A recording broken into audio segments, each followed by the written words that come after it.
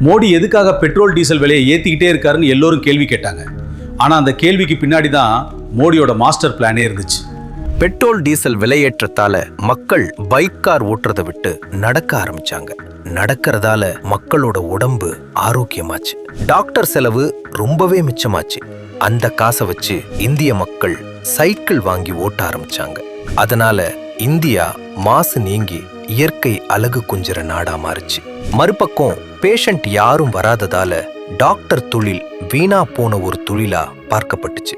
எதுக்கும் உதவாத மருத்துவத்தை நம்ம பசங்க படிச்சு நாசமா போக கூடாதுன்னு தான் மோடிஜி நீட் தேர்வு கொண்டு வந்தாரு. What a man. மறுபக்கம் பெட்ரோல் டீசல் இல்லாம கார் பைக்கா யாரும் வாங்காம இருந்தாங்க. அதனால வெளிநாட்டு வாகன நிறுவனங்கள் எல்லாம் இந்தியாவை விட்டு வெளியேறுச்சு. இந்திய நாடு இந்தியர்கள் மட்டுமே வாழற நாடா மாறுச்சு. இந்தியாவை முன்னோடியா வச்சு பல நாடுகள் பெட்ரோல் விலையை ஏத்துறதுக்காக பேச்சுவார்த்தை நடத்திட்டு இருக்காங்க. ஜெய் ஹிந்த்.